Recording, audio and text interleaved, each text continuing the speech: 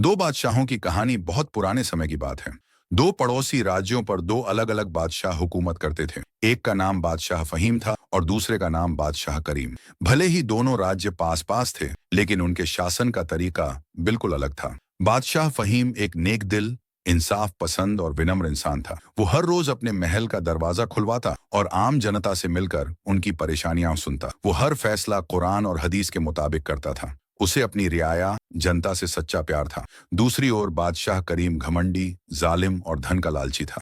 वो अपने आलीशान महल में रहता, महंगे कपड़े पहनता और आम लोगों को अपने पास फटकने नहीं देता था। उसके राज्य में गरीबों की हालत बहुत खराब थी और लोग हमेशा डर में जीते थे। एक दिन अल्लाह ताला ने इन दोनों बादशाहों की परीक्षा लेने का इरादा किया। एक फकीर को, जो असल में एक फरिश्ता था, इन दोनों राज्यों में भेजा गया ताकि दोनों बादशाहों के असली चरित्र सामने आ सकें। सबसे पहले वो फकीर बादशाह करीम के दरबार पहुंचा। उसके कपड़े पुराने और फटे हुए थे। महल के दरबानों ने उसे रोका, लेकिन वह कहता रहा, मुझे बादशाह से मिलना है, मेरे पास एक जरूरी संदेश है। दरबानों ने बड़ी मुश्किल से अंदर जाकर बादशाह से कहा। बादशाह करीम गुस्से में चिल्लाया, अब ये फकीर भी बादशाहों से मिलने आएंगे? इसे तुरंत बाहर निकालो। फकीर बिना कुछ कहे बाहर निकलते हुए बस इतना बोला, जिसे तुम तुच्छ समझते हो सकता है वो तुमसे बेहतर हो। इसके बाद वह फकीर बादशाह फहीम के राज्य पहुंचा। महल के दरबान बड़े आदर से बोले, आइए बाबा जी, हमारे बादशाह तो हर जरूरतमंद से खुद मिलते हैं। फकीर को दरबार में बैठाया गया। थोड़ी ही देर में बादशाह फहीम खुद चलकर आया और जमीन पर फकीर के पास बैठ गया। बाबा जी बताइए, कैसे आना हुआ? बादशाह ने बड़ी नरमी से पूछा। फकीर ने मुस्कुराकर कहा, मैं अल्लाह का एक बंदा हूँ, दुनिया के बादशाहों का हाल देखने निकला हूँ।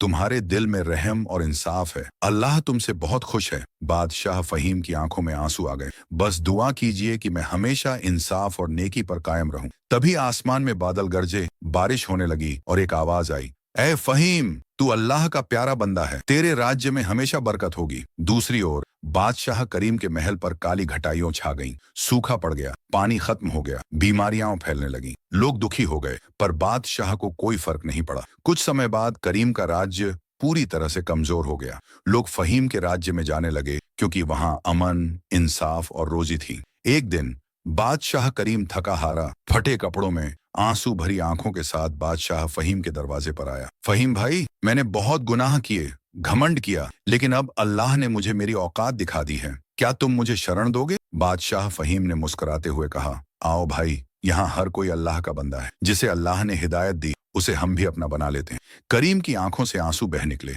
उसने वहीं सजदा किया और सच्चे दिल से तौबा की। बादशाह फहीम ने उसे सम्मान दिया और फिर दोनों मिलकर जनता की सेवा में लग गए। सीख क्या मिली? इंसाफ, रहम और विनम्रता अल्लाह को बहुत पसंद है। घमंड और जुल्म का अंत हमेशा बुरा होता है। अल्लाह अपने बंदों की परीक्षा लेता है, लेकिन सच्ची हिदायत वही देता है। अगर आपको ये कहानी पसंद आई हो तो इस वीडियो कहानी को लाइक करें, अपने दोस्तों के साथ शेयर करें और हमारे चैनल को सब्सक्राइब जरूर करें, ताकि आप और भी प्यारी प्यारी इस्लामी कहानियां सुन सकें। अल्लाह हमें नेक दिल, इंसाफ पसंद और अच्छे इंसान बनने की तौफीक दे। आमीन।